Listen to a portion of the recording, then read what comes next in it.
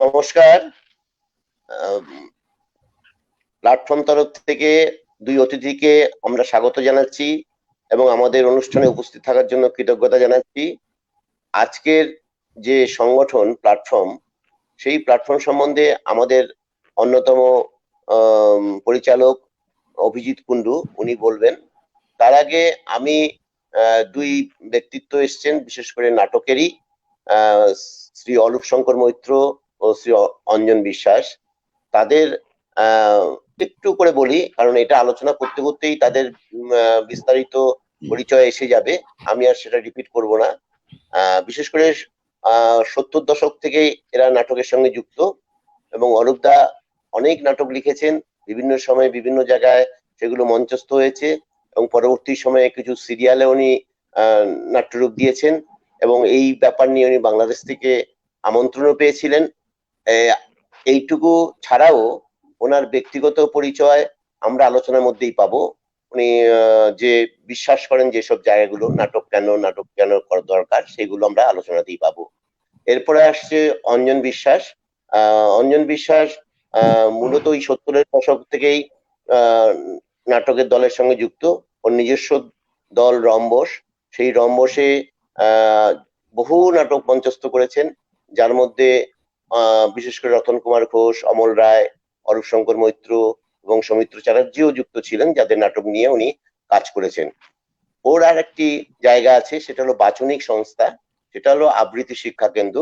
তারও উনি পরিচালক এবং শিক্ষকও, সেইভাবেই দীর্ঘদিন ধরে চলছে।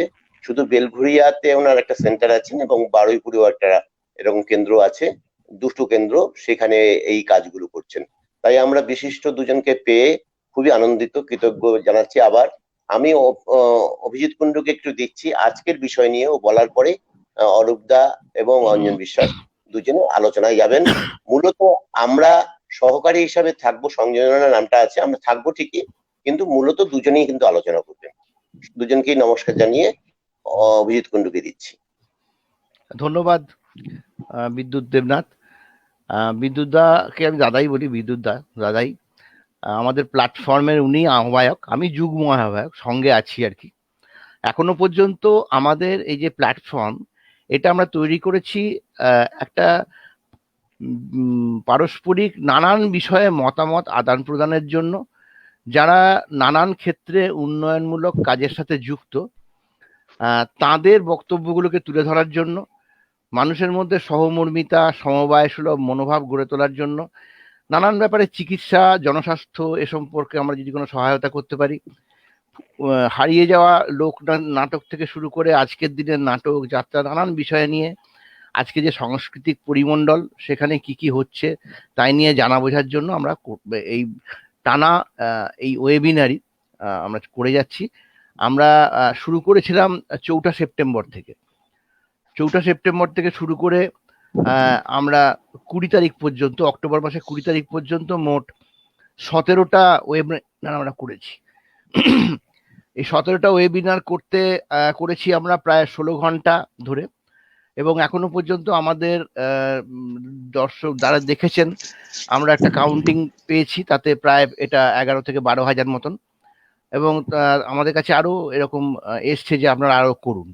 নানান বিষয়ে আমরা আলোচনা করেছি, যেমন সহমর্মিতা, সমবায় গ্রামোন্নয়ন, পুষ্টি সচেতনতা, কোভিড-19 নিয়ে আমাদের দুটো আলোচনা, উত্তরবঙ্গের সামাজিক গতিশীলতা নিয়ে, শিক্ষানীতি নিয়ে, ই গভর্নেন্স নিয়ে, গ্রামীণ অর্থনীতি নিয়ে, সিভিল সোসাইটি নিয়ে, তৃণমূল স্তরে গণতন্ত্র নিয়ে, এবং আমরা সর্বশেষ যে আলোচনাটা করি সেটি ছিল খুবই গুরুত্বপূর্ণ।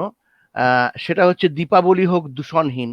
এই অনুষ্ঠানটি আমরা করেছিলাম 10ই নভেম্বর, এবং অনুষ্ঠানটির পরে আমরা দেখেছি দীপাবলি খুব ভালোভাবে অনুষ্ঠিত হয়েছে, খুবই দূষণহীন হয়েছে বলতে গেলে। যাই হোক, এইটা আমাদের সাড়া জাগিয়েছিল, এবং আজকে আমাদের যে প্রোগ্রাম তারপরে শুরু করছি আমরা, সেটির বিষয়বস্তু আপনারা জানেন যে লোকনাট্য, তার গতি প্রকৃতি ও সংরক্ষণ। এখন লোকনাট্য বলতে আমরা কিন্তু সব ধরনের লোকনাট্যকেই বলবো। এই বিষয়ে আমি একটু দু একটা কথা বলে মূল যারা আলোচনাটা করবেন তাদের একটু খেই ধরিয়ে দেওয়ার মতন ব্যাপার আর কি, যেরকম নাটকে হয়ে থাকে বা যাত্রাপালায় হয়ে থাকে। আগে এসে একটা গান গায়, বাদ্যযন্ত্র বাজে, তারপর নাটক শুরু হয় বা যাত্রা শুরু হয়। সেরকম ভাবে আমি একটা খেই ধরানোর কাজ করছি, যাতে করে ওনাদের আলোচনাটা নিজেরা করবেন, সুবিধা হবে। আমি এই সম্পর্কে পড়াশোনা করতে গিয়ে আমরা দেখেছি যে স্টিথ থমসন, একজন মার্কিন, যিনি মার্কিনী নাগরিক, মারা গেছেন 1976 সালে। থমসন একটা গবেষণা করেছিলেন যে বিভিন্ন দেশে, এশিয়া, আফ্রিকা, দক্ষিণ আমেরিকা, বিভিন্ন দেশের যে সমস্ত লোক কাহিনী রয়েছে এবং পুরাণ রয়েছে, সেগুলোর একটা মোটিভ রয়েছে, কমন মোটিভ সবগুলোর মধ্যে। এবং সেই মোটিভগুলোকে উনি 6টা ভাগে ভাগ করেছেন, এবং তা সেই 6টা থেকে মোটামুটি ভাবে পৃথিবীর বিভিন্ন দেশের ট্র্যাডিশন, অর্থাৎ যে সমস্ত অতীত ইতিহাস থেকে বিভিন্ন সামাজিক বিশ্বাস গড়ে উঠেছে, আচার আচরণ গড়ে উঠেছে, জীবনযাপনের প্রণালী গড়ে উঠেছে, এবং তা থেকে নিজের মনের আনন্দ খুঁজে নেওয়ার জন্য বিনোদনের জায়গাটা গড়ে উঠেছে। এবং এই বিনোদনের জায়গাটা একটা খুব বড় জায়গা নিয়েছে। সেই বিনোদনের মধ্যে দিয়েই মানুষ নিজেকে প্রকাশ করেছে, নিজেকে প্রতিষ্ঠা করছে, আবার তার মধ্যে দিয়েই তাদের দৈনন্দিন জীবনযাত্রাকে তুলে ধরেছে। তাই নিয়ে তার গবেষণা। এবং আমরাও আমাদের দেশে দেখেছি যে আমরা যদি খুব বড় আকারে দেখি, এগুলো সব রয়েছে। কিন্তু ঘটনা হচ্ছে যে লোক বলতে কাকে বোঝায়? লোক বলতে বোঝায় সমস্ত, মানে আমজনতা বলতে আমরা যা বুঝি। তো তারা তো অনেক ভাগে বিভক্ত, তারা নানানভাবে এসছেন, নানানভাবে বড় হয়ে উঠেছেন, ফলে তাদের চিত্ত বিনোদনের বা তাদের সাংস্কৃতিক যে প্রকাশ, সেগুলোর মধ্যেও নানান বৈচিত্র্য ঘটে গেছে।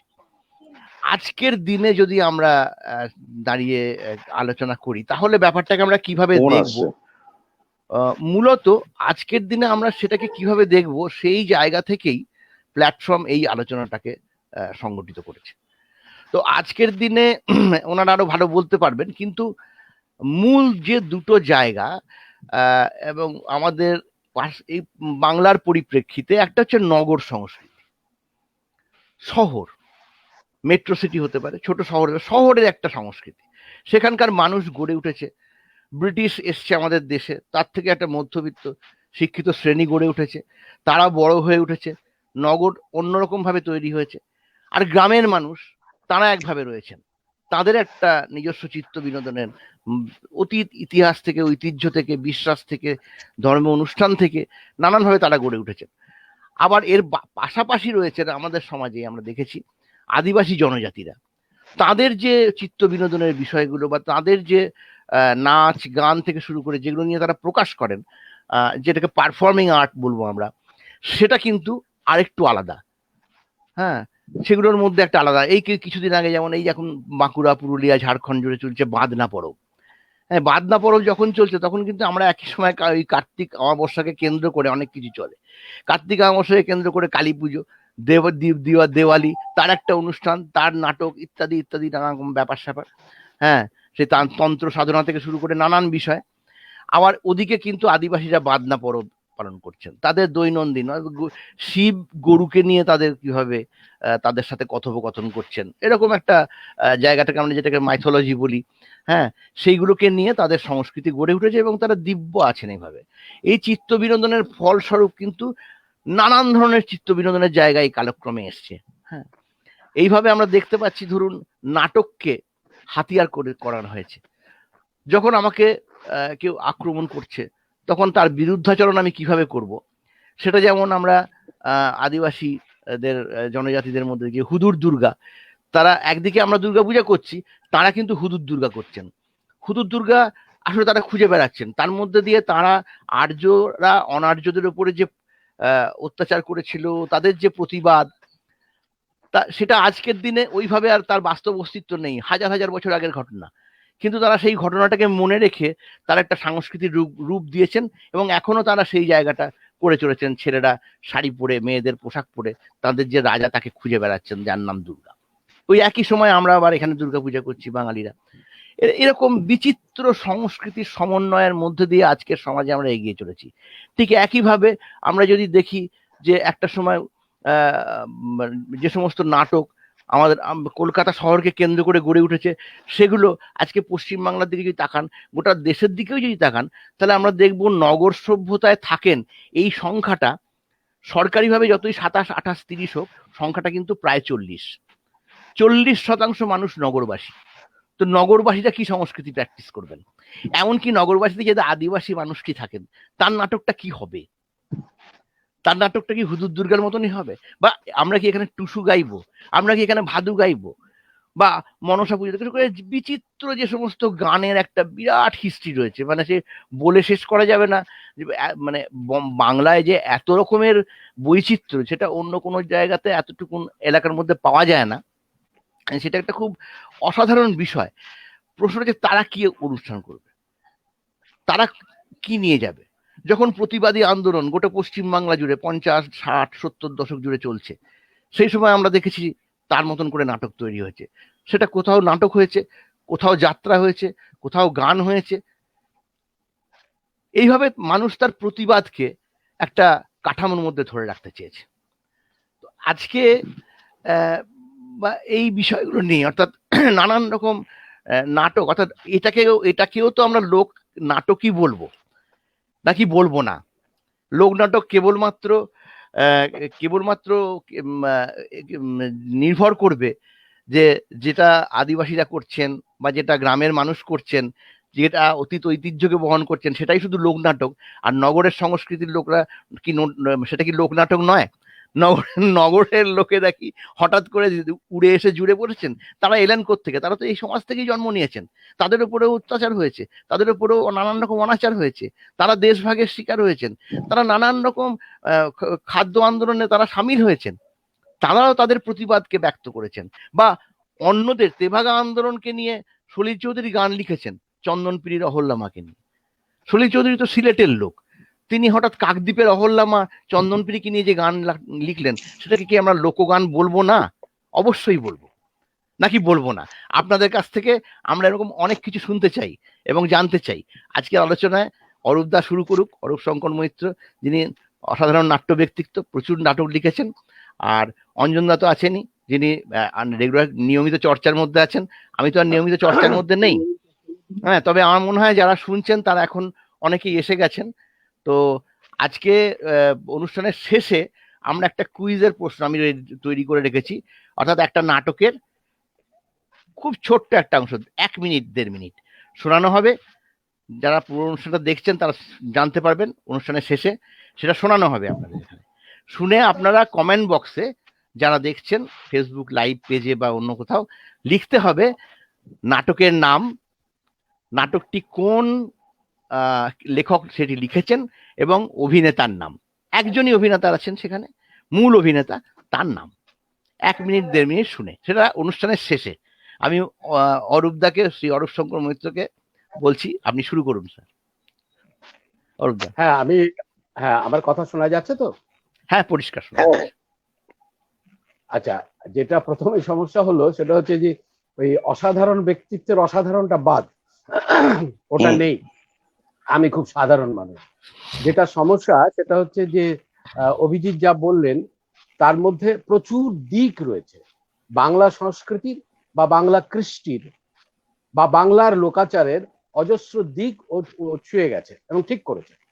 একটা ব্যাপার হচ্ছে, যদি আমি বাংলা শব্দটাকে এই অর্থে ধরি যে যারা বাংলা ভাষায় কথা বলে তাদেরকে বাঙালি এবং বাংলা বলা হচ্ছে, তাহলে তাদের সঙ্গে এই যে আদিবাসী সাঁওতালিদের সঙ্গে বা ওদের সঙ্গে একটা তফাৎ আছে। তফাৎটা কোথায়? সেটা হলো যে এই বাঙালি গড়ে ওঠাটা, বাঙালি জাতি হিসেবে বা ভাষা হিসেবে গড়ে ওঠাটার চরিত্র অন্যগুলোর থেকে আলাদা। কেন আলাদা? এখানকার ভৌগোলিক কারণে বিভিন্ন জায়গা থেকে বিভিন্ন ধরনের মানুষ এক এক সময় এসে, আমি নৃতাত্ত্বিক অর্থে বলছি, তারা এসে এখানে সেটেল করেছিল।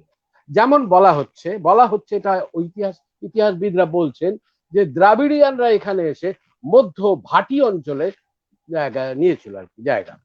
আবার আদিবাসী যাদেরকে আমরা বলছি, যারা প্রোটো অস্ট্রালয়েড, তারা পশ্চিম দিকে আছে। যারা প্রোটো মঙ্গলয়েড, তারা আছে একেবারে পূর্ব দিকে। এই বিভিন্ন মানুষ, এবং ধরা যাক বিহারের অঞ্চলগুলোতে এক ধরনের মিক্সিং আছে। ফলে বাংলা সংস্কৃতির যে বৈচিত্র্য, সেটা অন্য যে কোনো ভাষার সংস্কৃতির বৈচিত্র্য থেকে একটু আলাদা। এখানে প্রত্যেকটাকে ধরে ধরে ব্যাপারটা করা খুব ডিফিকাল্ট। আমার মনে হয় যখন প্ল্যাটফর্ম এই ধরনের কাজ করছেন, তাহলে অন্য আর একদিন অন্য কোনো বিষয় নিয়ে, যেমন এবং গান নিয়ে আলাদা আলাদা, এবং এগুলো চিহ্নিত করতে হবে একদম আলাদা আলাদা ভাবে, সেইগুলো নিয়ে আলাদা করে আবার আলাদা একটা অনুষ্ঠান হতে পারে। এটা আলোচনা করা বড় যেতে বিস্তৃত পারে। বিষয় হয়ে গেছে। হ্যাঁ, বিস্তৃত বিষয় হয়ে যাচ্ছে। মান্না দে একটা কথা বলেছিলেন, উনি বলেছিলেন আমি সারা ভারতের সমস্ত ভাষায় প্রায় সমস্ত ভাষায় গান গেয়েছি, কিন্তু বাংলার গানের যে বিপুল বৈচিত্র্য, মানে লোকগানের লোকসুরের যে বিপুল বৈচিত্র্য আমি আর কোথাও পাইনি। তার কারণটা এই নয় যে বাংলা খুব একটা অসাধারণ কিছু, এর কারণটা ঐতিহাসিকভাবে বাংলা এক জায়গা থেকে তৈরি হয়ে আজকের বাংলাটা তৈরি হয়নি। অনেকগুলো জায়গা থেকে অনেক ধরনের জনগোষ্ঠী এসে তারা আশেপাশে মিশ্রিত হতে হতে হতে হতে বাংলাটা তৈরি। একটা সময় আমরা শুধু গৌড়ের কথা জানতাম, তখন কিন্তু গৌড় বঙ্গ বলা হতো না, রাঢ়ের কথা জানতাম। আজকে কিন্তু আমরা পুরোটা মিলিয়ে বাংলা বলি। আমার মনে হয় আমি কনসেন্ট্রেট করি, যেটা অঞ্জন এ ব্যাপারে অনেক বেশি এক্সপার্ট, ওই বলবে। লোকনাট্য আমি খুব সাধারণ, আমি বরং শুনবো আজকে অরূপ শঙ্করের কথা। বলে লাভ নেই। যাই হোক, যেটা বলেছেন যে লোকনাট্য, এই লোকনাট্য শব্দটা নিয়ে একটা খুব মজার ব্যাপার আছে। আমি একটা বলি, ঘটনাটা বলি, তাহলে একটু শোনার অসুবিধা হচ্ছে না অরূপের কথা? আমার কথা শোনা যাচ্ছে? সবাই শুনতে পাচ্ছে। হ্যালো হ্যালো, হ্যাঁ শোনা যাচ্ছে। এবার যেটা ইন্টারেস্টিং, আমি একটা তথ্য দিই। আমি একটা মিউজিকের মতন কি পাচ্ছি, কিসের জন্য হচ্ছে আমি জানি না। না, আপনার সমস্যা হচ্ছে আপনার মানে ডিভাইসের জন্য, এমনি লোকে শুনতে পাচ্ছে, বাইরে শোনা যাচ্ছে, ঠিক আছে। যেটা একটা মজার ব্যাপার, যে বাংলাদেশ মানে ওপার বাংলা, যেটা ওপার বাংলায় এক সময়, আমি বলছি বেশি দিন আগে নয়, 300টা যাত্রা দল ছিল। 300টা যাত্রা দল ছিল, যারা রেজিস্টার্ড যাত্রা দল, এবং আজকে সেটা নেমে এসেছে 100টা যাত্রা দল। কারণটা কি? বাংলাদেশের যাত্রা দলের একটা কমিটি আছে, বা তাদের সব জায়গাতেই থাকে, তাদের একটা ইউনিয়ন গোছের আছে। বোধহয় মৃদুল কান্তি দে বা মৃণাল কান্তি দে এরকম কেউ একজন ওদের কর্মকর্তা, তিনি বলছেন যে এখানকার অ্যাডমিনিস্ট্রেশন এত বেশি যাত্রা শুনলেই তারা অনুমতি দেবে না।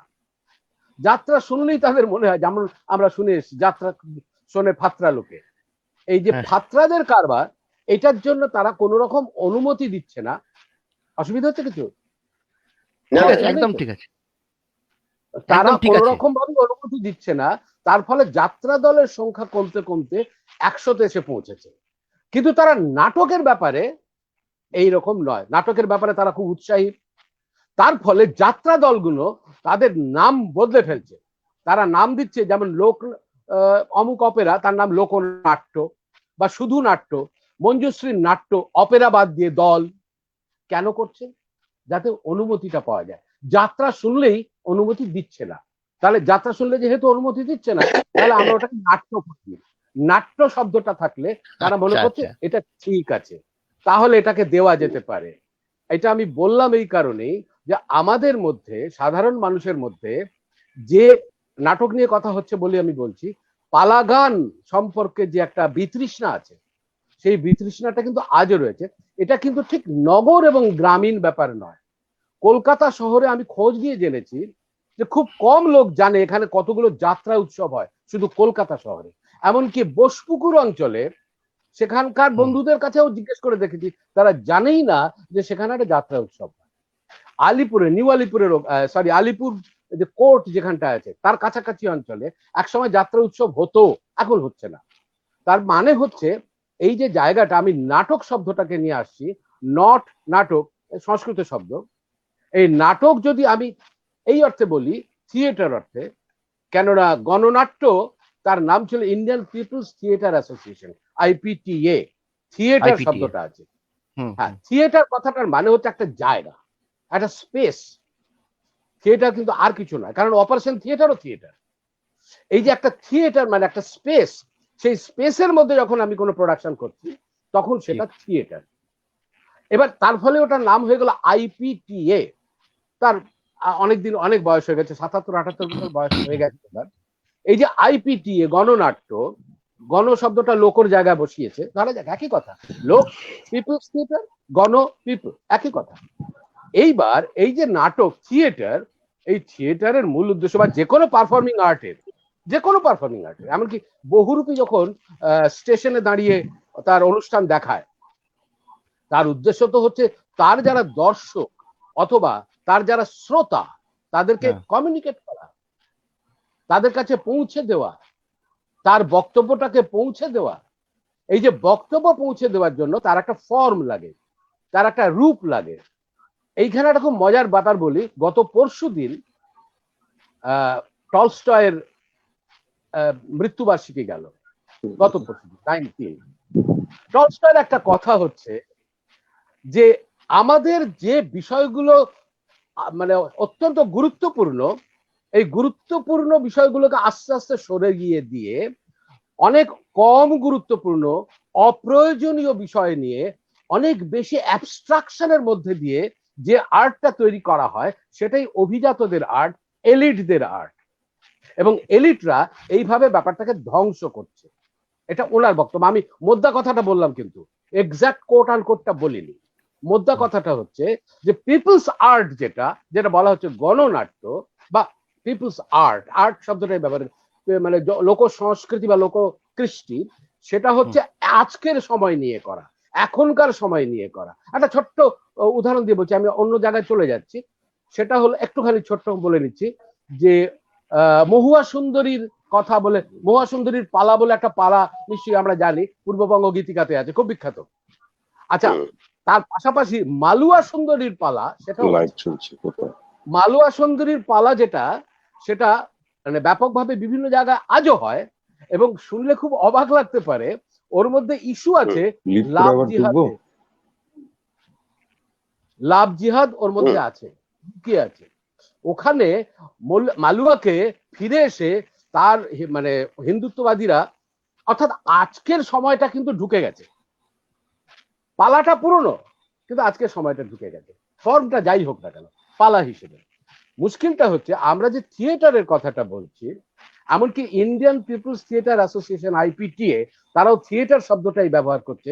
থিয়েটার মানে কিন্তু এক জায়গায় স্থায়ী, এক জায়গায় মানে সে মুভ করে না, সে যাত্রা করে না, এক জায়গা থেকে আরেক জায়গায় যায় না। থিয়েটার মানে একটা স্পেস। ওকে, তারা কমিউনিকেট করছে মানে তার একটা ভাষা লাগবে। তার মানে নাটকের একটা ভাষা আছে, ভাষাটা খারাপ ভালো সেটা পরের প্রশ্ন। আমার বক্তব্য হচ্ছে, আমি বাংলায় কথা বলছি এখন, ইংরেজি ভাষাটা কি খারাপ? কে বলেছে হিন্দি ভাষাটা খারাপ? উর্দু ভাষাটা কি খারাপ? না, কিন্তু আমি বাংলায় কথা বলছি।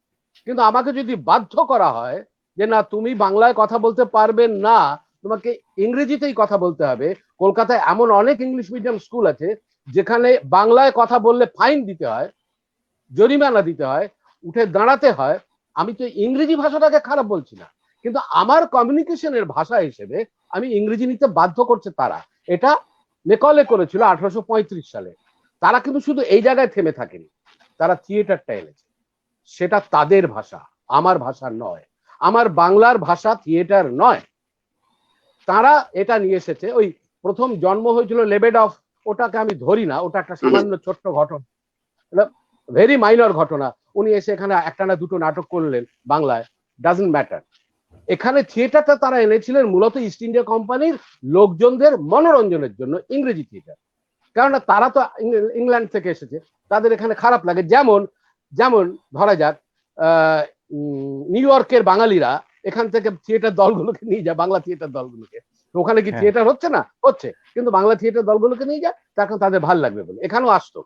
এই যে আসতো, এই ইংরেজি থিয়েটার আসার পর এখানে ইংরেজি থিয়েটার, প্রোসেনিয়াম থিয়েটার, অর্থাৎ ইংলিশ থিয়েটারের যে ভাষা, সেটা এখানে গায়ের জোরে চাপানোর কাজ শুরু হয়। এই যে একটা কথা যে রক্ষণশীলতার কথা, এই থিয়েটারটা আদিকাল থেকে, আদি বলতে আমি 200 বছর আগেকার সময় থেকে বলছি, 1820 সাল থেকে ধরা যায়, 1814-15 সাল নাগাদ এখানে প্রথম ওই ইংরেজি থিয়েটার শুরু হলো, এখন যেখানে সেন্ট জেভিয়ার্স কলেজ ওই অঞ্চলে। এই যে ইংরেজি থিয়েটারটা শুরু হলো এবং তারপরে 1834-35 হবে, অঞ্জন আছে খুব ভালো বলতে পারবেন, রেভারেন্ড কৃষ্ণমোহন বন্দ্যোপাধ্যায় প্রথমে একটা বাংলা নাটক করলেন এবং তারপরে 50-এর দশকে এসে একটা পুরস্কার ঘোষণা করা হলো ইংরেজদের তরফ থেকে যে বাংলায় যারা ভালো নাটক লিখবে তাদেরকে পুরস্কার দেওয়া হবে। শেক্সপিয়ার বাংলায় হতে আরম্ভ করলো এবং বাংলা নাটক হঠাৎ লেখা শুরু হয়ে গেল। এমনকি 50-এর দশকের ঘটনাচক্রে দীনবন্ধু মিত্র নাটক লিখতে আরম্ভ করলেন, আমাদের মাইকেল মধুসূদন নাটক লিখতে আরম্ভ করলেন, অ্যান্ড সো অন। 1872 সাল নাগাদ পেশাদার নাটকের জন্ম হলো, 1943 সাল নাগাদ গণনাট্যের জন্ম হলো, আর 1948 সাল নাগাদ গ্রুপ থিয়েটারের জন্ম, আজও সেটা চলছে। এই এন্টায়ার ব্যাপারটা, এই নাটকের এই যে জার্নিটা, এটা পুরোটাই কিন্তু বাঙালি অভিজাতদের জন্য, বাঙালি এলিট সমাজের জন্য। সাধারণ মানুষ যায় না, একেবারেই যায় না। নাটকের ফর্ম এলিট, তার ফলে এত বেশি বিদেশি নাটকের এখানে অনুবাদ হয়, এত বেশি বিদেশি নাটকের উপর আশ্রয় করতে হয়, এবং তার ফলে বাংলা নাটক ক্রমশ জনবিচ্ছিন্ন হয়ে পড়ছে। এতটাই জনবিচ্ছিন্ন হয়ে পড়ছে যে 50-এর দশক থেকে, ওই যে বললাম 1850 সালে ইংরেজরা যেমন দেবার শুরু করেছিল, পুরস্কার দেওয়া, যে বাংলায় নাটক করলেই পুরস্কার। লোকনাট্য বলি আর যাই বলি না কেন, আসলে নাটক, এই নাটকের পরিস্থিতি এতটাই খারাপ হলো যে যারা এখানে ইনভেস্ট করত, পেশাদার দল, তারা সরে গেল, একেবারেই সরে গেল। সরে যাওয়ার পর কে এলো তাদেরকে বাঁচানোর জন্য? সরকার। ভারত সরকার 1950-এর দশক থেকেই কিন্তু থিয়েটারকে অনুদান দেওয়া শুরু করেছে। তখন অল্প কিছু দল পেত, এখন বহু দল পায়। এবছর 1977 সাল থেকে বুদ্ধদেব ভট্টাচার্য তিনি চালু করলেন রাজ্য সরকারের অনুদান। অনুদান কথাটার মানে হচ্ছে টাকা দান করা হচ্ছে রক্ষণশীল, মানে রাখবার জন্য, বাঁচিয়ে রাখার জন্য। থিয়েটার বাঁচছে না, কারণ তার আগে শিশির ভাদুরীর সময় টাকা দিয়ে অভিনেতাকে নিতে হতো, বিশ্বরূপাতেও তাই। কিন্তু এখন বাঁচিয়ে রাখার জন্য এবছর 300 থিয়েটার দলকে 50,000 টাকা করে রাজ্য সরকার, কেন্দ্রীয় সরকার তো প্রচুর দেয়। ফলে থিয়েটারটা বরাবরই ছিল সংখ্যালঘু অভিজাত এলিটদের জন্য, আজ বলে নয়, চিরকাল। এমনকি গণনাট্য, কেন গণনাট্যও বলছি, 43 সালের দুর্ভিক্ষের সময় গণনাট্যের জন্ম। তার 1 বছরের মধ্যে একটি নাটক লেখা হলো নবান্ন, লিখলেন বিজন ভট্টাচার্য।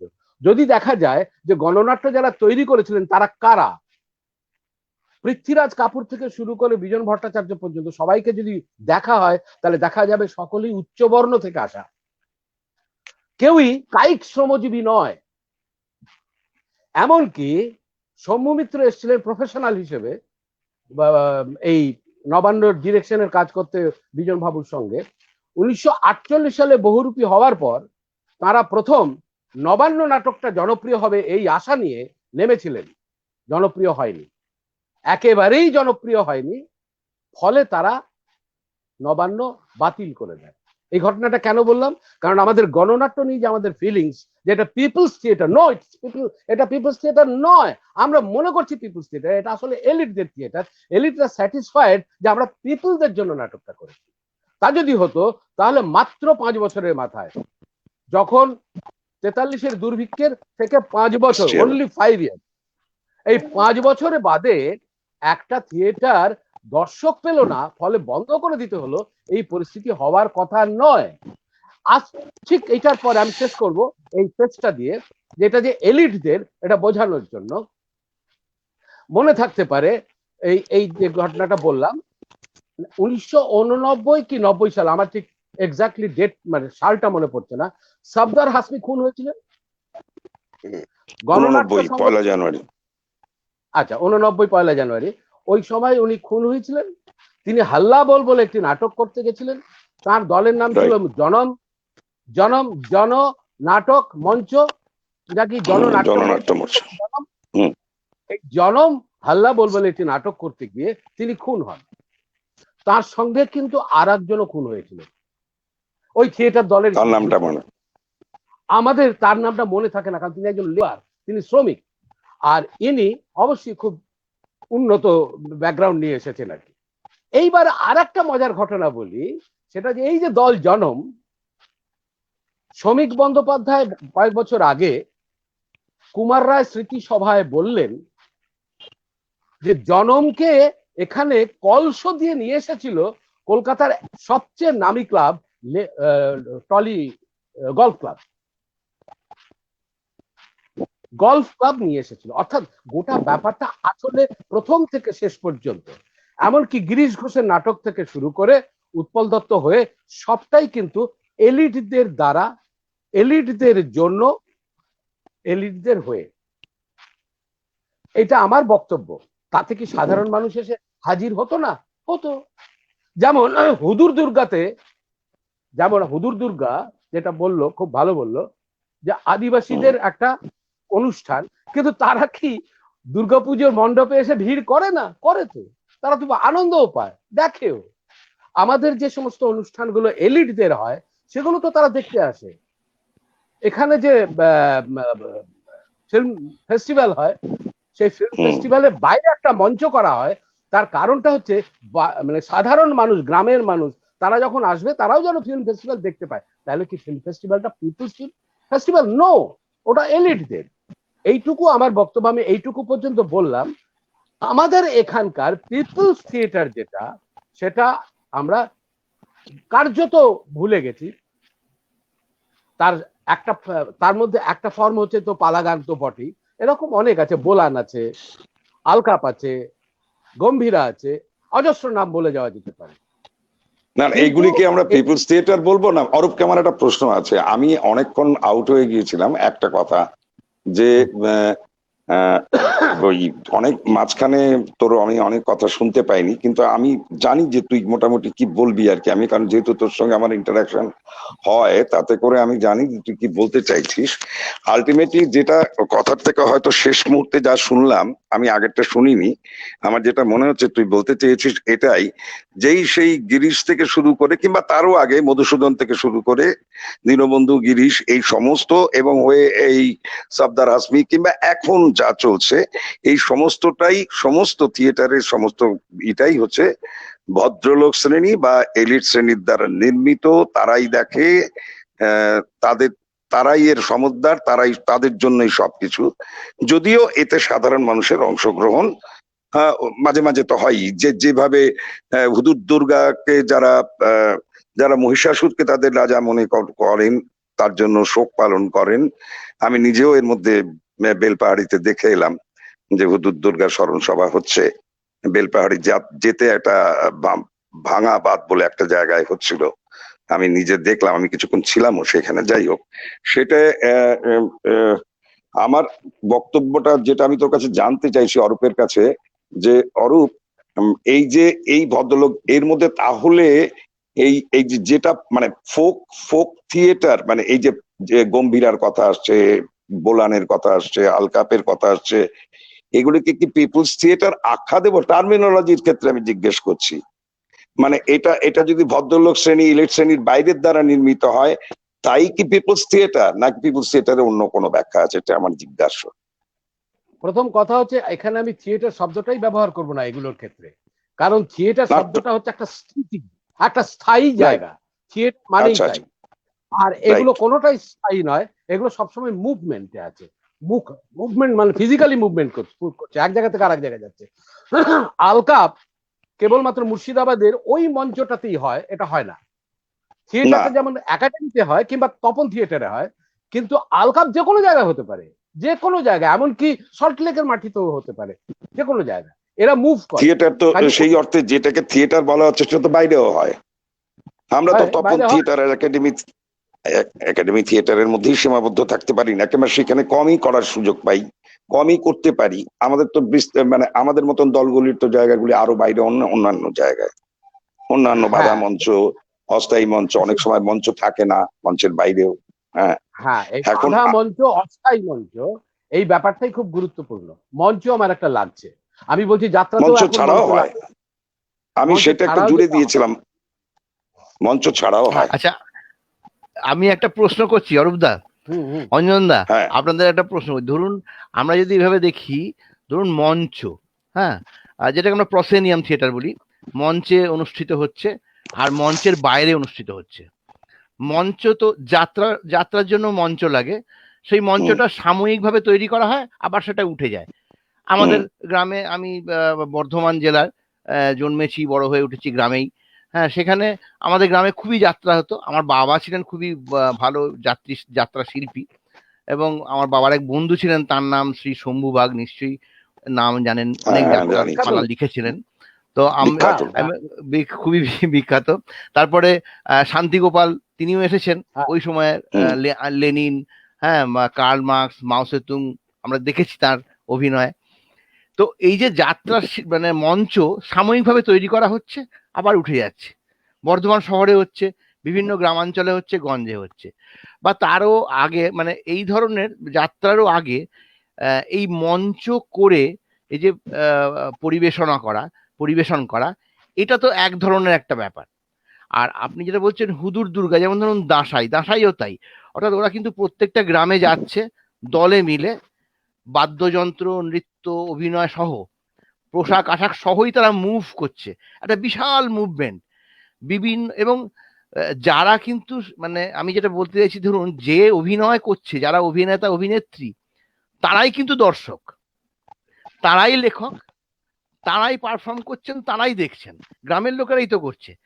এবং তারা ঘর থেকে লোককে ডেকে ডেকে টেনে নিয়ে চলে আসছে সেই নাচে, এবং তারপরে নাচটা করছেন, যেটা আবার অন্য অনেকের থেকে একটু আলাদা। ধরুন এই যে গাজন উৎসবকে নিয়ে একটা, জানেন আপনি, বিভিন্ন রকম স্কুল আছে। হ্যাঁ, তার মধ্যে একটা হচ্ছে মাথার খুলি নিয়ে যারা নাচ করে। আমার যেদিকে বাড়ি ছিল গ্রামে, বর্ধমানে, আমাদের ওখানটা খুব বিখ্যাত এইসব কারণের জন্য। সেই মরার খুলি নিয়ে আর কি, ধর ধর ধর মরার মাথা কত দূর দূর যায় বলে, সেই গাজনের যে সন্ন্যাসী, তাদের অনেক একটা সন্ন্যাসীদের সমাবেশ, এবং সেটা দেখতে লোকেরা যেত, এবং তার উপর অনেক গবেষণাও হয়েছে। এরকম বিচিত্র, মানে কেননা আপনারা যে আলোচনাটা করলেন, আমি একটু মানে আমি জাস্ট ইন্টারফেয়ার করছি এইরকম, এই কারণের জন্য যে একটা হচ্ছে আমাদের দেশের যারা খেটে খাওয়া, মানে যারা কামার কুমোর তাঁতি, মানে চাষি, হ্যাঁ, যে ধান কেটে নিয়ে আসছে সেই সময়। অরূপ শঙ্করের ভাষায় হচ্ছে তারা হচ্ছে ছোট লোক শ্রেণী, যাদের আমরা ছোট লোক মনে করি, যারা একদমই তাই, ভদ্রলোকেরা যাদের শ্রম দিয়ে, যাদের একেবারে শারীরিক শ্রম দিয়ে বস্তু মূল্য তৈরি হচ্ছে, যাই দিয়ে আমরা থেকেও খাবার তৈরি করি না, আমরা খাবার খাই। হ্যাঁ, আমরা কেউ টেবিল তৈরি করি না, আমরা শারীরিক মানে ফিজিক্যাল লেবার যারা দেয় না, তারাই আমরা ব্রিটিশের দ্বারা শিক্ষিত একটা বেড়ে ওঠা শ্রেণী, যারা কেরানি বা অফিসার বা পাটোয়ার নেতা বা ডাক্তার মুখতার, এই ধরনের লোকজন, যাদের মানে যারা আর কি মাথা কলমজীবী বলবো না বুদ্ধিজীবী বলবো না, কি যে বলবো ঠিক বুঝে উঠতে পারি না। তো যাই হোক না কেন, আমিও সেই শ্রেণীর মধ্যেই রয়েছি। তো এই সংখ্যাটা তো ক্রমশ বেড়ে চলেছে, এটাও একটা সংখ্যা, যাদের ছাড়াই পুরো প্রশাসন, এই রাষ্ট্র চলবে না। এই রাষ্ট্র তো একটা ওই সেই আগের সমাজের রাষ্ট্র নয়। সুতরাং একে এন্টারটেইন করতে হবে, এর নিজস্ব শিল্প গড়ে তুলতে হবে। তার জন্য তার লেখক চাই, নাট্যকার চাই, নাটক চাই। সেটা গিরিশ ঘোষও হতে পারেন, এই কথা বললে অনেকে রেগে যেতে পারেন, মারতেও আসতে পারেন, কিন্তু ঘটনা হচ্ছে গিরিশ ঘোষ কাদের জন্য লিখবেন? গিরিশ ঘোষের নাটক যারা হুদুর দুর্গায় পার্টিসিপেট করছে এবং তারাই দর্শক, তারাই পারফর্ম করছে, তাদের জন্য? কখনো না, জীবনে কখনো ছিল না। আপনারা ঠিকই বলেছেন। প্রশ্নটা সেখানে না, প্রশ্নটা হচ্ছে তার মানে কি এগুলোকে আমরা দূর দূর করে সরিয়ে দেবো? তাও তো ওটা, ধরুন দুঃস্বপ্নের নগরীকে তো আমি ছেড়ে সরিয়ে দিতে পারছি না। তীর উৎপল দত্তের, তা থেকে তো লোক উদ্বুদ্ধ হচ্ছে, কৃষক উদ্বুদ্ধ হচ্ছে না, কিন্তু একটা ছাত্র উদ্বুদ্ধ হচ্ছে, এবং এই ছাত্রটা সমাজে একজন অংশগ্রহণকারী শ্রেণী, প্রতিবাদ আন্দোলনে অংশগ্রহণকারী শ্রেণী, সমাজ পাল্টানোর একটা অংশ, সে তো উদ্বুদ্ধ হচ্ছে। তাহলে তো এই নাটক আমি অভিজিৎ, আমি একটা প্রশ্ন কিন্তু অরূপ শঙ্করকে করেছিলাম যে ওই ফোক থিয়েটার আর পিপলস থিয়েটারের মানে কোনগুলিকে কিভাবে ব্যাখ্যা হবে। ও যেমন মানে থিয়েটার শব্দটারই বিরোধিতা করছে, আমি থিয়েটার শব্দটাই বাদ দিলাম, লোকনাট্য। হ্যাঁ, কি একটা মঞ্চের দরকার হচ্ছেই, এই জায়গাটায় বোধহয় অরূপ শেষ করেছিল, তাই না? হ্যাঁ, আমি এই জায়গাটা ছিলাম, কিন্তু আমার মনে হয় অভিজিৎ খুব গুরুত্বপূর্ণ একটা প্রশ্ন তুলেছে। সেটা হচ্ছে ব্রিটিশ শাসনের ফলে এখানে যে শ্রেণীটা তৈরি হয়েছিল, যে মধ্যবিত্ত শ্রেণী, বোধহয় এটাই বলতে চেয়েছে, তাদেরকে এন্টারটেইন করবার জন্য অবশ্যই নাটকের দরকার, তারাও তো অংশ, এটা বলতে চেয়েছে। আমি বলতে চাইছি এই মধ্যবিত্ত শ্রেণীর আমরা পার্ট, ফলে আমরা মনে করি এরা একটা বিশাল সংখ্যক মানুষ যাদেরকে এন্টারটেইন করার দরকার আছে। আমি বলছি এরা কিন্তু খুব ছোট্ট অংশ, খুবই ছোট। কত ছোট? কল্পনাতীত, কল্পনাতীত ভাবে ছোট। কেমন? একটা উদাহরণ দেব। 2011 সালের 11-12 সালের সার্ভে অনুযায়ী বাংলায়, মানে 2011-12 সালের সার্ভে অনুযায়ী মানে সারা ভারতেই যেটা দেখা যাচ্ছে যে পভার্টি লাইন, বলুন, 2011-12 সালে দেখা যাচ্ছে একটা পরিবার, তার যদি 4 জন মানুষ আমি ধরে নিই, একটি ছেলে বা সন্তান, হাজবেন্ড ওয়াইফ এবং একজন বৃদ্ধ, এই 4 জনের একটি পরিবার, তাদের রোজগার 25,000-এর নিচে প্রতি মাসে। এদের সংখ্যা হচ্ছে 95%। 95% মানুষ, যে পরিবারের কথা বলছি, মানুষের কথা বলছি না, ইন্ডিভিজুয়াল, পার হেড নয়, পার ক্যাপিটা নয়, পার ফ্যামিলি। 2011-12 সালে, এর মধ্যে নিশ্চয়ই সেটা বেড়ে গেছে, তার কারণ হচ্ছে যে কনজিউমার প্রাইস ইন্ডেক্সও তো সেই অর্থে বেড়েছে। কিন্তু 2011-12 সালে 25,000 টাকার নিচে একটা পরিবারের, 25,000 টাকার নিচে রোজগার, এইটা হচ্ছে 95%। আর একটা বলি, 2007 সালে ওয়েস্ট বেঙ্গলে, বাংলায়, এই ওয়েস্ট বেঙ্গলের কথা বলছি, বাংলাদেশ নয়, ওয়েস্ট বেঙ্গলে মোট 22 লক্ষ বাচ্চা ক্লাস 1-এ ভর্তি হয়েছিল। 2007 সালে 22 লক্ষ বাচ্চা ক্লাস 1-এ ভর্তি হয়েছিল। এটা আমরা ধরে নিতেই পারি তারা সব পরীক্ষা দেবে 10 ক্লাস পরে। হচ্ছে 2017 সালে যদি কোনো বছরে কেউ ফেল করে, তাহলে আগের বছরের কেউ একজন ফেল করেছে, ফলে ওটা ইকুইভ্যালেন্ট হয়ে যায়। 2017 সালে দেখা গেল যে মাধ্যমিক দিয়েছে 11.5 লাখ, মাধ্যমিক দিয়েছে 11.5 লাখ, বাকিরা ড্রপ আউট। আর আইসিএসই পরীক্ষা দিয়েছে মাত্র 30,000। সিবিএসই একটু বেশি, ওটার সংখ্যাটা আমি পাইনি। সিবিএসই আগে কম ছিল, ইদানিং কালে বেড়েছে। আমি ধরে নিচ্ছি ওটা আরো 40,000, তাহলে 70,000 হয়। আর আমি ধরে নিচ্ছি ওয়েস্ট বেঙ্গল বোর্ডেও 1,005 কি 1,010 ইংলিশ মিডিয়াম আছে, এরা কেউ ড্রপ আউট হয় না। 80,000 টোটাল সংখ্যাটা, লেস দ্যান 4%। এই লেস দ্যান 4% এরা হচ্ছে অভিজাত। এদের জন্যই নাটকটা হচ্ছে। আমি অন্য অর্থে বলছি না, মানে খারাপ অর্থে বলছি না, না না না, বুঝতে জায়গাতেই ভালো অর্থে। এবার নাটকে ভালো কথা থাকতেই পারে।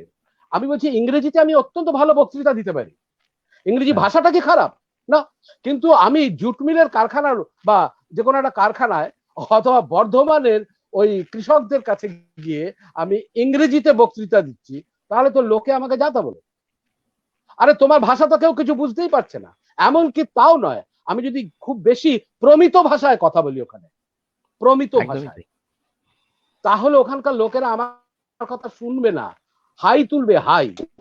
আর একটা পয়েন্ট আমি এর সঙ্গে বলতে চাই, সেটা খুব ইম্পর্টেন্ট পয়েন্ট।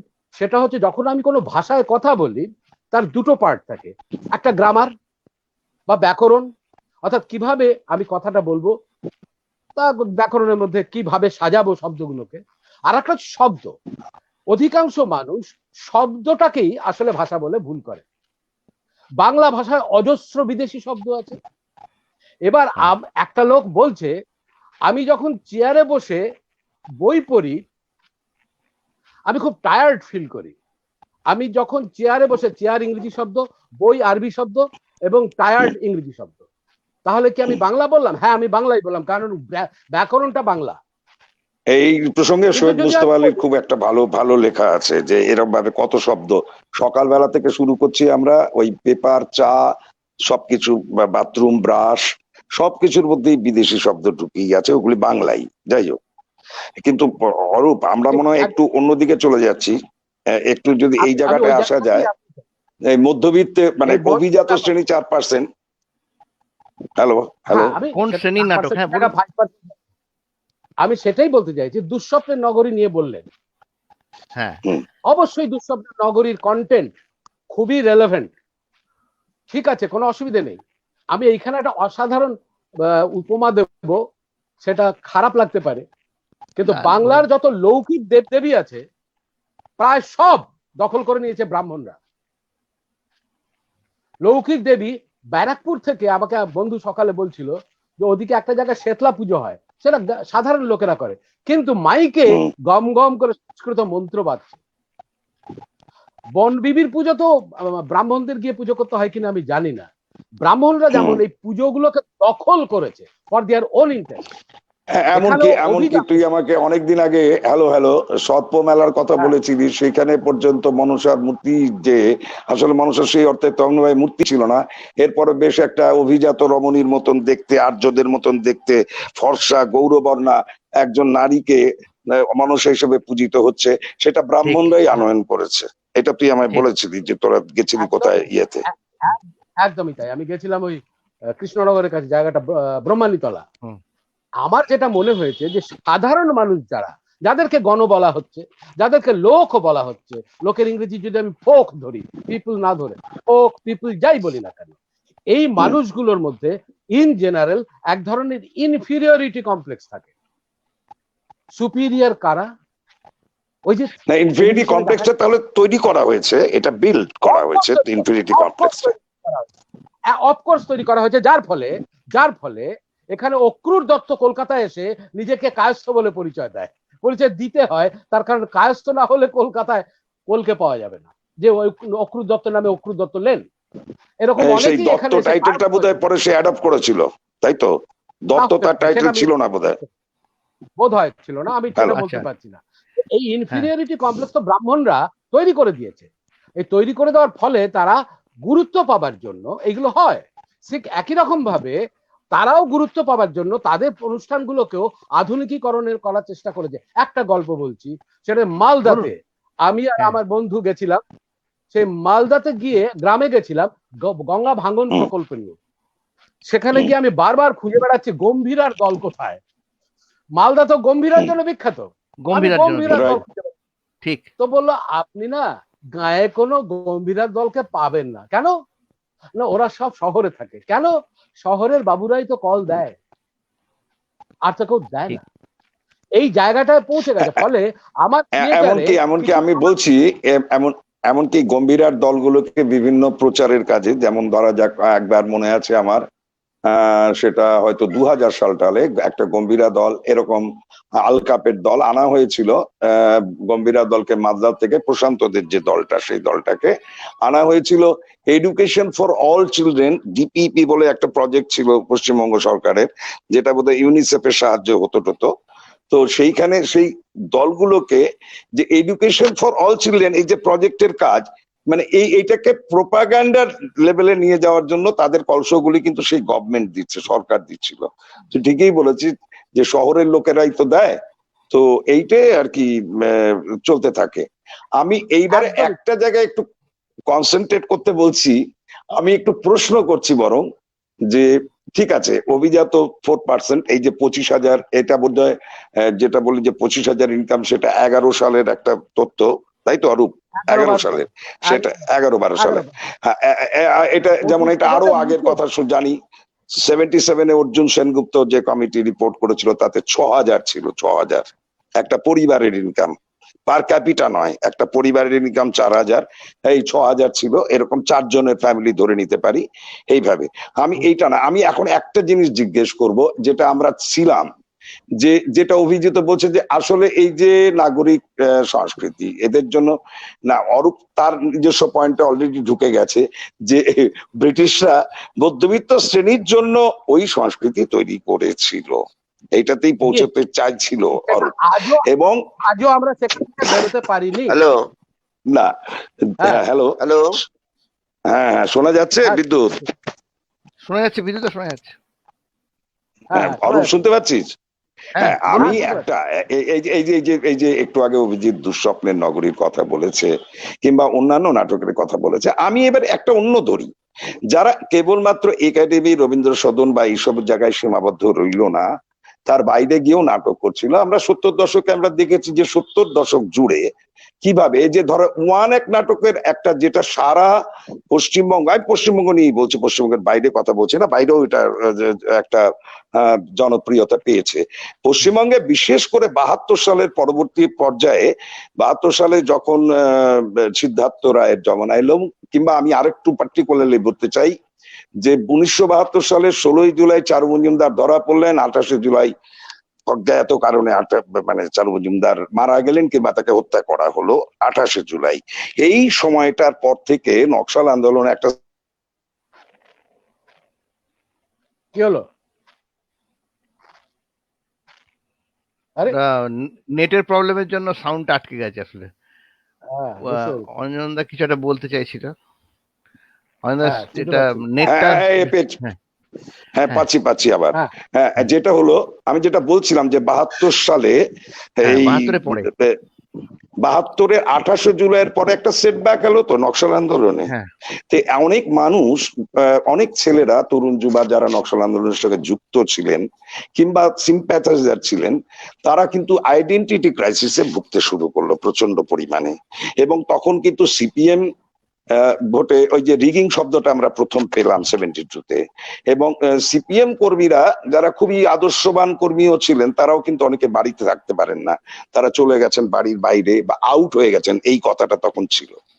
সেই সিপিএম এর মানুষেরা তথাকথিত বামপন্থী এবং নকশাল আন্দোলনের সঙ্গে যারা যারা জড়িত ছিল, যারা আইডেন্টিটি ক্রাইসিসে ভুগতে আরম্ভ করলো, তাদের কিন্তু একটা কাজ হয়েছে, দেখা গিয়েছিল যে তারা নিজেদের বিপ্লবী বিবেককে পরিতৃপ্ত করার জন্যই হোক আর যে কোনো কারণের জন্যই হোক, তারা কিন্তু অনেকেই নাটকের দিকে ঝুঁকে পড়লেন, কেউ কেউ ট্রেকিং এ চলে গেলেন।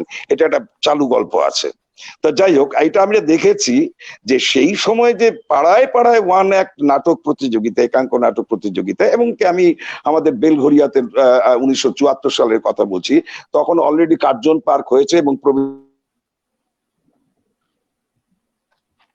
ওর ইয়েটা নেটটা একটু গন্ডগোল করছে, নেট কানেকশনে একটু প্রবলেম চলছে, সব জায়গাতেই চলছে আসলে। নেট খুব ওভারলোডেড হয়ে আছে এই মানে এখনকার এই সিস্টেমে আর কি। মানে এত স্কুল কলেজের ক্লাস, লোকেরা নিজেদের মধ্যে আলোচনা করছে, আত্মীয় স্বজনরা খোঁজ খবর করছে, কোভিডে তুই কেমন আছিস, আমি এই করেছি, কালকে কি বাজার করেছি থেকে শুরু করে, মানে সবই তো নেটে এখন। হ্যাঁ, বা আগামীকাল তোপসে মাছটা পাওয়া যাবে কিনা, বা মৌরলা মাছ কি তোদের বাজারে আজকে উঠেছিল, এগুলোর জন্য তো চাপটা তো সেই কেবল, মানে যে অপটিক্যাল কেবলই বলুন এমনি, তার উপরে চাপটা পড়ছে আর কি। এই যে অঞ্জন দা ফিরে এসছে, বলুন।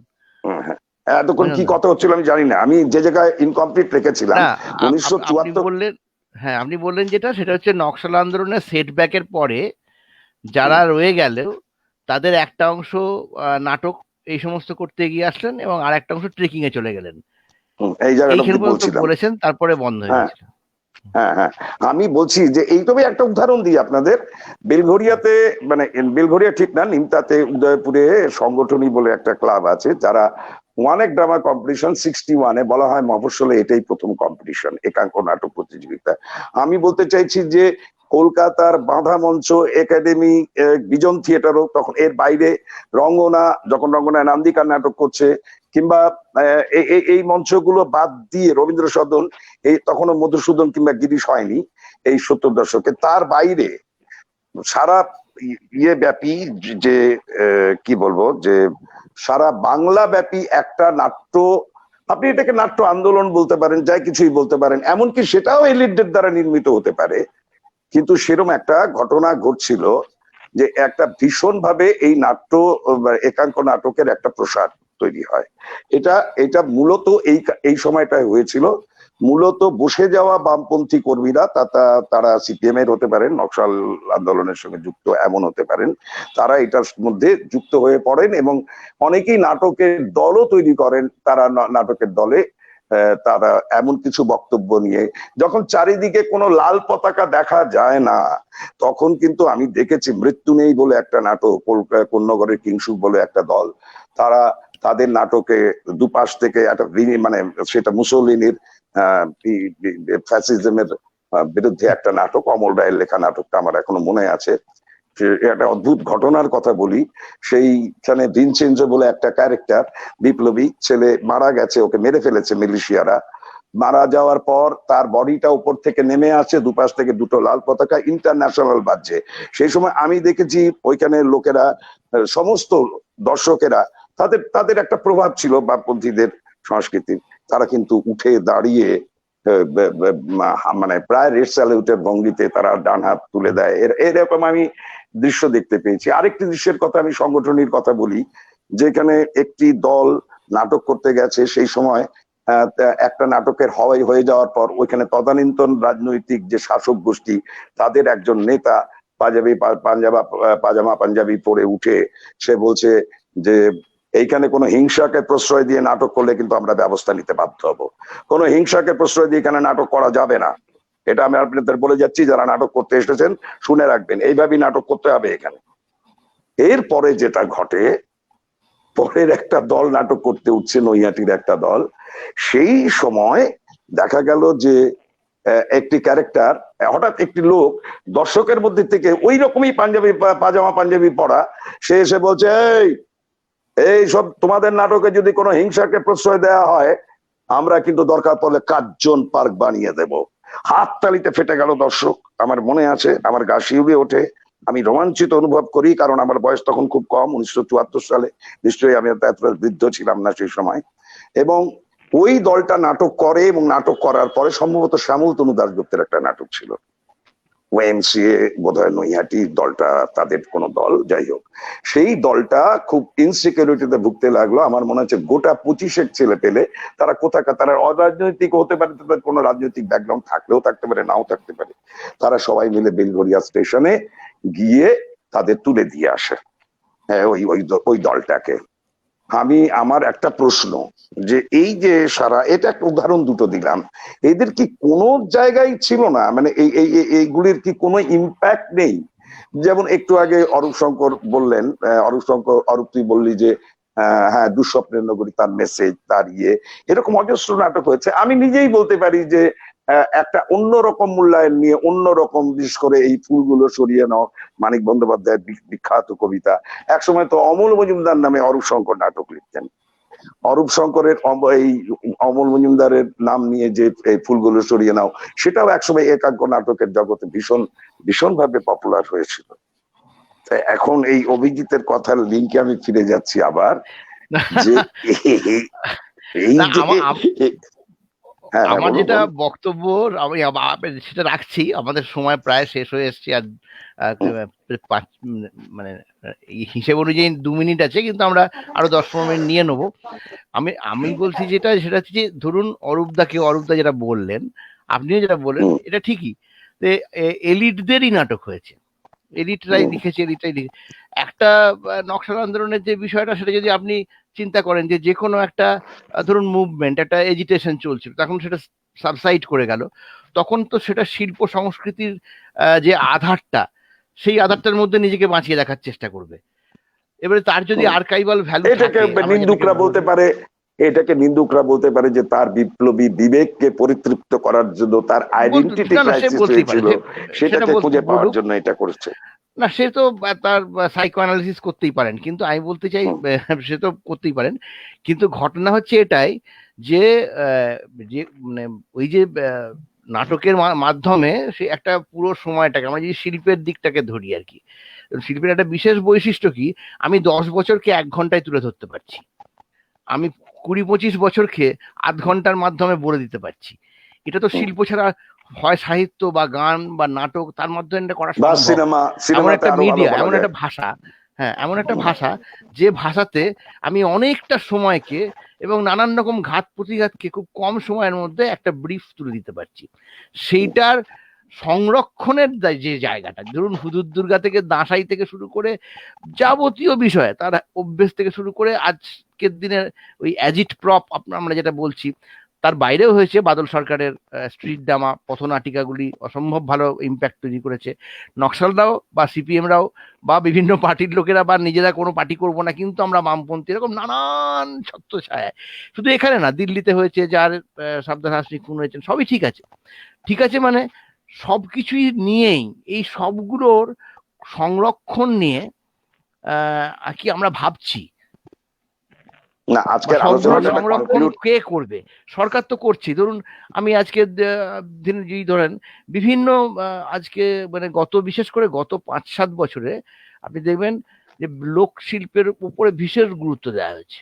বিভিন্ন মেলা, যতগুলো অনুষ্ঠান মানে গোটা রাজ্য জুড়ে হচ্ছে আর কি, আমাদের এখানে বিভিন্ন রাজ্য জুড়ে বিভিন্ন ব্লকে ব্লকে প্রায় 3500 ইয়েতে আপনার এই 341টা প্রায় ব্লক ধরুন, হ্যাঁ। তো সেই 300 350 মতন এখন হয়ে গেছে। তো সেই 350 ব্লকে যদি আপনি আমরা দেখি সেখানকার লোকাল সাংস্কৃতিক অনুষ্ঠানগুলো কিন্তু হচ্ছে, আগের থেকে অনেক উৎসাহের সাথে হচ্ছে। এবং আমি নিজে দেখেছি, আমি তো গ্রামে দেখছি আমাদের ওখানেও, যে পঞ্চায়েত থেকে উৎসাহ দেওয়া হচ্ছে এবং তার জন্য কিছু ফান্ডিংও করে দেওয়া হচ্ছে সরকার থেকে।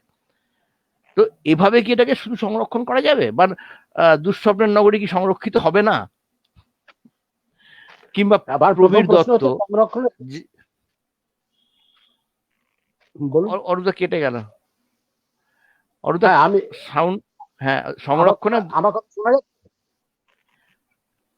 আমার কথা কি শোনা যাচ্ছে? এখন শোনা যাচ্ছে, একটু আগে শোনা গেল না। হ্যাঁ, আমি যেটা বলতে চাইছি, হ্যাঁ সংরক্ষণের প্রশ্নটা কখন আসে? যখন কোনো প্রজাতি বিলুপ্ত হতে যায়। তার আগে তো সংরক্ষণ কেন করতে হবে? সে তার নিজের মতন করে বদলে বদলে যাবে। আমরা তো হোমো ইরেক্টাসকে সংরক্ষণ করিনি, আমরা তো নিয়ান্ডারথালকে সংরক্ষণ করিনি, অটোমেটিক্যালি হোমো স্যাপিয়েন চলে এসেছে।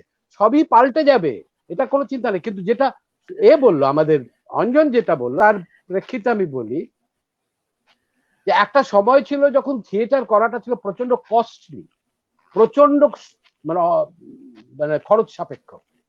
60-এর দশকের মাঝামাঝি এসে থিয়েটার করাটা তুলনামূলকভাবে সস্তা হলো, তার ফলে গ্রুপ থিয়েটার। কিন্তু গ্রুপ থিয়েটারেও পুরো 2 ঘন্টার নাটক করার কঠিন ছিল বলে একাঙ্ক নাটকের জন্ম। একাঙ্ক নাটক এক অঙ্কের নাটক হতো না, 2-3টে দৃশ্যও থাকতো, তার মধ্যে 2-3টে অঙ্কও থাকতো। এর সঙ্গে যেটা আমি বলতে চাই, যেটা খুব ইম্পর্টেন্ট কথা, আমার রেসপন্ড করছে না। হ্যাঁ শোনা যাচ্ছে, বলুন। গ্রুপ থিয়েটার বলুন। শোনা যাচ্ছে তো? হ্যাঁ শোনা যাচ্ছে। হ্যাঁ, এবার তার সঙ্গে যেমন ধরুন ছাপানো খরচটা কমে গেল বলে প্রচুর লিটল ম্যাগাজিনের জন্ম হলো। এই দুটোই কিন্তু 70-এর দশকে, এবং সবটাই অভিজাতদের। আমার বক্তব্য এটা নয় যে এখানে বক্তব্যের মধ্যে কোনো ভালো জিনিস ছিল কিনা, তার প্রচন্ড রকম ভাবে লড়াই করার মানসিকতা ছিল কিনা তা নয়। কিন্তু আমি যদি এরকম বলি যে চটকল শ্রমিকদের তোমরা লড়াই করার উন্মাদনা বলতে পারো, কিন্তু ভাষাটা ইংরেজি হতে হবে, তাহলে কি চলবে? চলবে না। আমি বলছি যে ভাষাটা আমরা ইংরেজি সেইখান থেকে আজও বেরোতে পারিনি। একটা ছোট্ট নমুনা দিয়ে শেষ করি, সেটা খুব ইন্টারেস্টিং। সেটা হচ্ছে ওদের কিন্তু গানের সুর, আমাদের এখানে যে গানের সুর ছিল, রবীন্দ্রনাথ পর্যন্ত ঝুমুর, কীর্তন ব্যাপকভাবে ব্যবহার করেছে। এইটা আলটিমেটলি মেকলে হয়তো মানে কবরে বসে বসে হাসছে যে মোটামুটি 90-এর দশকে এসে এখানে বাংলা ব্যান্ড আমরা চালু করে দিয়েছি, আর এখানে বাঙালি গান নেই। হ্যাঁ, আমি আমি আমি একটু আমাদের সময় প্রায় শেষ। অরূপদা, আমাদের সময় প্রায় শেষ। আমরা অঞ্জন বিশ্বাস বলবেন, আপনাকে আমরা 2 মিনিট সময় দিলাম, আপনি লাস্ট 2 মিনিট কি বলবেন আজকের বিষয় নিয়ে? আমি লাস্ট 2 মিনিট, আমি যে জায়গাটায় মানে আমরা এতটা আমার মাঝখানে বিচ্ছিন্ন হয়ে গিয়েছিলাম, আমি অনেক কথা শুনতে পাইনি, অরূপ শঙ্করের কথা, আপনার কথা, অনেক কিছু শুনতে পাইনি। আমার মনে হয় যে এই লাস্ট কথাটা আমি শুনতে পেলাম এই মাঝখানে। হ্যালো হ্যাঁ বলুন। হ্যাঁ শোনা যাচ্ছে, আমি শুনতে পাচ্ছি। মাঝখানে একটু বিচ্ছিন্ন হয়ে পড়েছিলাম। মানে অরূপ শঙ্কর বললেন যে, অরূপ শঙ্করের বক্তব্য হলো যে যা কিছুই হোক, এই সমস্ত কিছুই শেষ পর্যন্ত বাংলা ব্যান্ড এনে যাওয়া, ওই সময় নাটকে ঢোকা কিংবা লিটল ম্যাগাজিনে ঢোকা 70 দশকে, সমস্তটাই শেষ পর্যন্ত কিন্তু ভদ্রলোকরাই ভদ্রলোক। তাদের বক্তব্যের মধ্যে কোনো সারবত্তা ছিল কি ছিল না এই প্রশ্নে যাচ্ছেন না।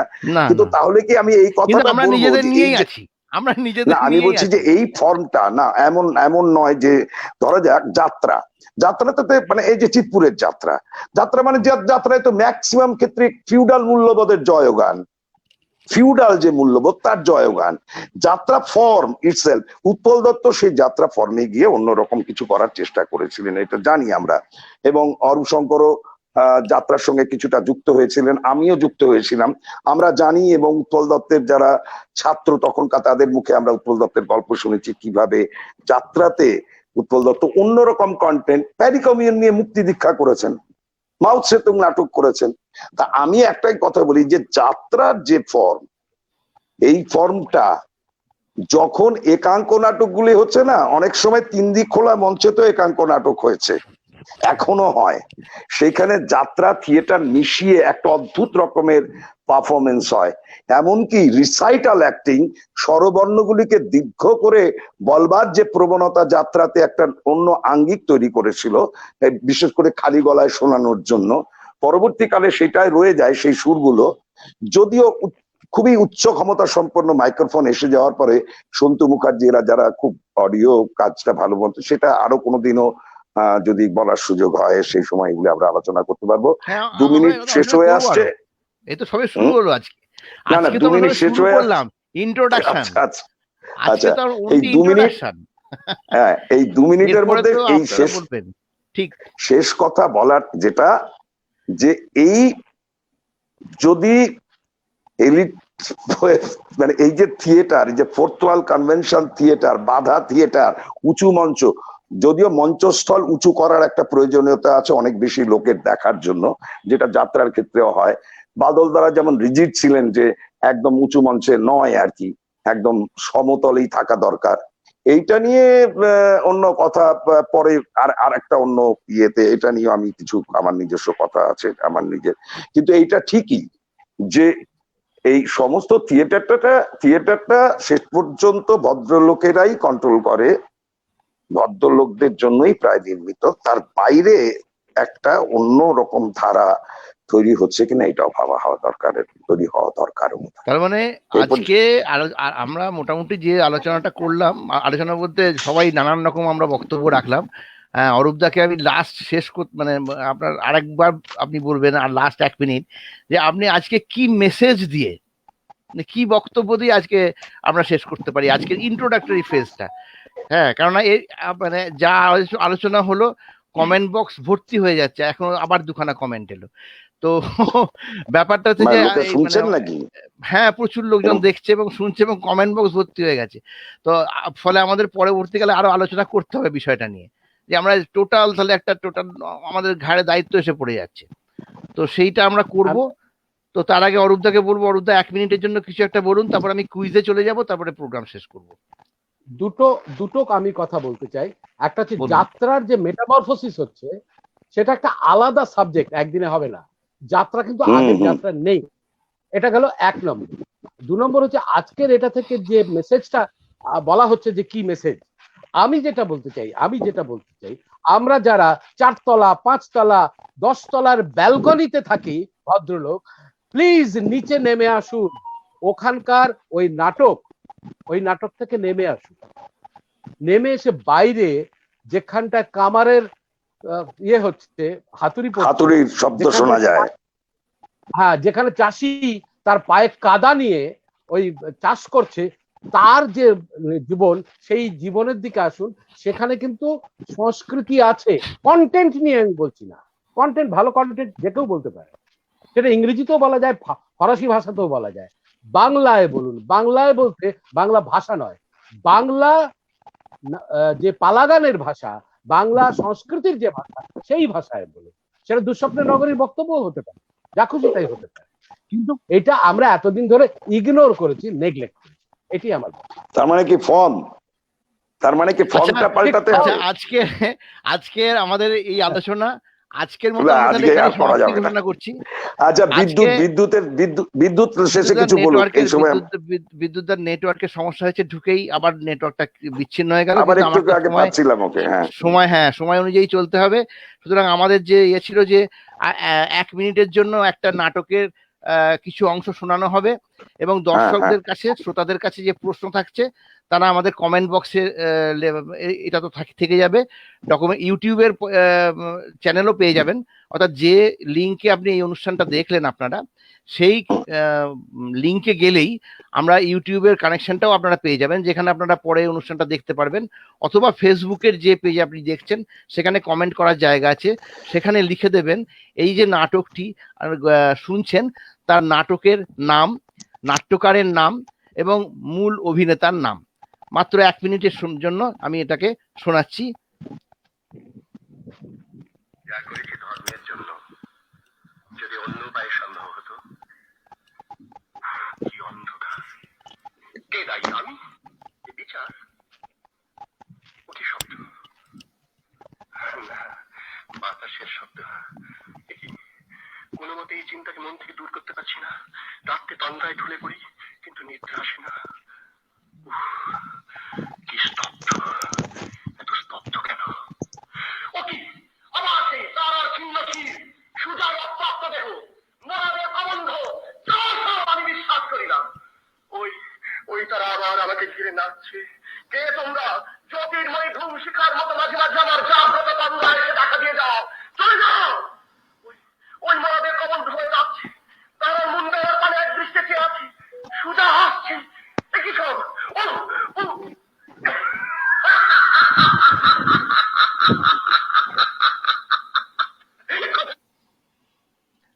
আশা করি সবাই শুনতে পেয়েছেন নেট বিভ্রাটের কারণেও। তো প্রশ্নটা আবার করছি, নাটকের নাম, নাট্যকারের নাম এবং মূল অভিনেতার নাম কমেন্ট বক্সে লিখে দেবেন। এবং আমরা প্রথম 10 দিন, আগামী 10 দিন যারা যারা লিখছেন, হ্যাঁ, তাদের নামগুলো রাখবো এবং ওখানেই আমরা কমিউনিকেট করব। যদি আপনারা পরবর্তীকালে আমাদের এই অনুষ্ঠানে এসে সেই নিয়ে কিছু বলতে চান বা নাটক নিয়ে আলোচনা করতে চান, আপনারা স্বাগত। সত্যি সত্যি প্ল্যাটফর্মটা যদি লোক নাটকের আলোচনার জায়গা হয়ে ওঠে এবং চলে, এর থেকে বেশি আনন্দের আর কিছুই হতে পারে না। হ্যাঁ, লোক শিল্পের একটা জায়গা যদি আমরা সবাই গোটা সমস্ত মানুষকে এটা পরিবেশন করতে পারি। আজকের অনুষ্ঠান এখানে শেষ করছি। বিদ্যুৎ দেবনাথকে বলবো লাস্ট 1 মিনিট, প্রচুর নেটওয়ার্ক বিভ্রাটের জন্য বিদ্যুৎ দা লাস্টের দিকে মাঝে মাঝে এসেছেন এবং চলে গেছেন। বিদ্যুৎ দা কি কিছু বলবে? তাহলে শেষ করবো। হ্যাঁ, যেটা হলো যে খুবই দুঃখিত, আমার নেটওয়ার্কের জন্য আমি চলে গেছিলাম। এখন যে আমি ফোনে কথা বলছি সেটা আমার মেয়ের ফোন, ওকে ফরওয়ার্ড করে তারপরে ও ধরতে পারলো আর কি। যাই হোক, ঠিক আছে। আজকে আলোচনা আমি যতটুকু শুনেছি, বেশিরভাগটাই শুনেছি, সেখানে আলোচনা খুবই প্রাণবন্ত ছিল এবং আমরা চাই যে এই ধরনের আলোচনাগুলোকে আরো একটু বিস্তৃত করা। একটা সময় অরূপদা বা অঞ্জন ঠিকই বলেছে যে আমরা এগুলো আর একটু স্পেসিফিক করে আরো বেশি বেশি করে আলোচনার জায়গায় আমরা যেতে পারি কিনা। কারণ আমাদের তো একটা নির্দিষ্ট লক্ষ্য আছে যে এলিট শ্রেণীর হয়েই যদি করি, তাহলে এলিট শ্রেণীর মধ্যে আমরা আরো কতখানি ব্যাপকভাবে এটাকে পরিবর্তন করা যায়, সেই জায়গাটা আমরা খুব একটা যে মানে যাকে বলে ডি ক্লাস হওয়া, সেরকম হওয়ার সম্ভাবনা খুবই কম। তবুও বলছি যে আমরা এই জায়গা থেকে, যে আমরা এর আগেও অরূপদাকেও বলছি যে এর আগেও আমরা সিভিল সোসাইটি নিয়ে কাজ, মানে অনেক আলোচনা হয়েছে, সেখানে দুটো জায়গায় এসছে, একটা সিভিল সোসাইটি আর একটা হলো পলিটিক্যাল সোসাইটি। এই পলিটিক্যাল সোসাইটির জায়গাটা আমরা একটু গুরুত্ব দিচ্ছি, এটা নিয়ে আমরা বিস্তারিত ভাবে আলোচনায় যাব। আমি অরূপদাকে অনুরোধ করব যদি আপনি সেই আলোচনাটায় আসেন, যে আমরা আপনি তো শুধু সংস্কৃতি তো নয়, একজন স্বাভাবিকভাবেই অনেক অনেক বেশি বেশি করে সমাজ সচেতন এবং বর্তমান সমাজের সাথে আপনি মানে কিভাবে এটাকে ভালোভাবে দেখছেন। তাই আমরা চাই অরূপদাকে আমাদের প্ল্যাটফর্মের সঙ্গেই সম্পূর্ণভাবে রাখা। বিষয়গুলো একটাই, যে আমরা যেভাবেই হোক একটা জায়গায় সকলে মিলে একত্রিত ভাবে যে পরিস্থিতি আসছে সেই পরিস্থিতিকে মোকাবেলা করা। আর সংস্কৃতি তো একটা বড় জায়গা, এখান থেকে সকলকে মিলে যদি করতে পারি, অঞ্জন যেরকম অনেক নাটক করে বেড়াচ্ছে এবং সেখানেও যদি আমাদের কথা বা আমরা যেগুলো ভাবনা চিন্তা করছি সেগুলো প্রকাশ পায়, ও বাচিক শিল্পীর সাথে যুক্ত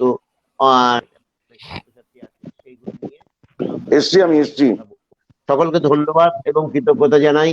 সকলকে আবার আবার করে আমন্ত্রণ জানাবো প্রত্যেককে, এবং সেই জায়গা থেকে আপনাদের কাছে আশা করছি যে প্ল্যাটফর্ম আমরা চলবে আমাদের সঙ্গে অনেকেই যুক্ত হয়েছেন বিভিন্ন জায়গা থেকে। আমরা এই আগামী কয়েকদিনের মধ্যেই 5 ডিসেম্বরের ফার্স্ট উইকে বাংলাদেশের একজন ঠিক নিঝুম দ্বীপ, একদম নোয়াখালীর থেকে ভেতরে একটা দ্বীপকে কেন্দ্র করে ওরা কমিউনিটি রেডিও চালু করেছে, এবং সেখানে শুধু সংস্কৃতি নয়, সেখানে যে কথাগুলো বলা হলো সেইগুলো নিয়ে আলোচনা করে ওরা একটা 30-40 হাজার লোকের একটা পুনর্বাসন করেছে, সেটা নিয়ে উনি কথা বলবেন। এবং এই ধরনের আমরা কথাগুলো শুনতে চাই। যেরকম এখানে অনেকেই জানেন তহমিনার কথা আমরা কিছুদিনের মধ্যেই আলোচনার জায়গায় নিয়ে আসবো। যেন রহিমা খাতুন, ওর কিভাবে ও সংগঠন করেছে দীর্ঘদিন ধরে, সেটাকে নিয়ে আসবো। এইভাবেই আমরা কাজ করতে যাচ্ছি। সুতরাং আপনাদের কাছে আবার অনুরোধ করছি, প্ল্যাটফর্মের সঙ্গে আসুন, প্ল্যাটফর্মের সঙ্গে থাকুন, এবং আমরা একত্রিতভাবে কিছু একটা করার প্রচেষ্টা চালাবো। সকলকে নমস্কার জানাচ্ছি। ধন্যবাদ সবাইকে। আমাদের পক্ষ থেকেও ধন্যবাদ যে এতক্ষণ আপনারা সহ্য করেছেন। আমাদের মাঝে মাঝে একটু বিচ্ছিন্ন হয়ে গিয়েছিলাম, আবার কোনো সময় ফিরে আসা যাবে। ধন্যবাদ, শুভরাত্রি আমার তরফ থেকে।